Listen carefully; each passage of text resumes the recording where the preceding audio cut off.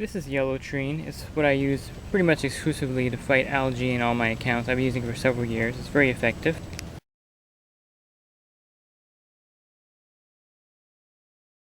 You can also use Swimtrine, which is the copper base, but I like to use the Yellowtrine first, and it's usually effective, and I generally don't use this unless absolutely necessary, which is rarely do I use this one over the Yellowtrine. Okay, a couple things to note when using Yellowtrine. It will eat the chlorine in your pool. It's actually bromine, sodium bromine. It's the same thing that they use in the tablets in hot tubs.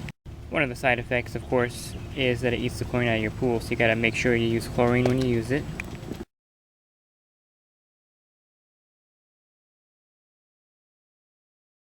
You want to also make sure there's a good chlorine level in the pool when you start the process. If not, you can shock the pool with some Cal-Hypo or liquid chlorine to raise the chlorine level up.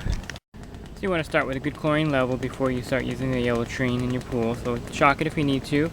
This is a good level of chlorine right now. It will zero out the chlorine in this pool with this treatment. So we're going to brush the algae. I'm going to use this small algae brush. So this pool has some yellow algae basically in this area here by the tile line and in this little small step area. You can also see it here in this side area. I'm going to go ahead and brush that out. Okay, I went ahead and brushed that. You can still see a little bit of yellow residue. It depends on how aggressive the algae is and how much you can actually brush off at the first treatment. So I'm going to go ahead and pour some in the cap. Okay, so I have the cap full, and this is the amount I'm going to actually use to treat the algae in this little area of the pool. It's not a very big area.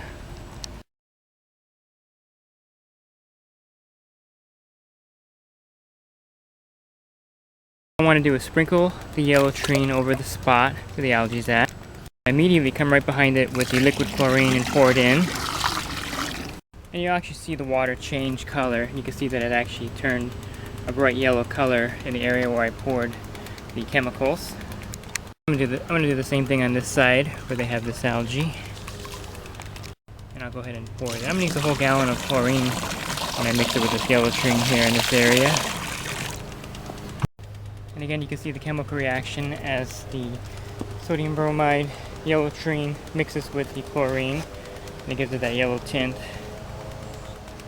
And this is a very strong chemical, so that was a sufficient amount to kill the algae with the 1 gallon of chlorine.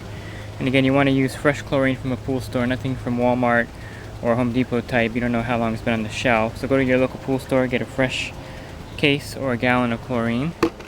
And for weekly maintenance, you could put about this amount in there, which is a small amount of the Yellowtrine every week, and that will help keep the algae out of your pool. And you can see the chemical reaction has dissipated and is fading.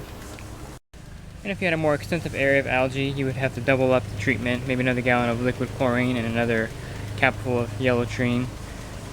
Just use your judgment as you measure it in the pool.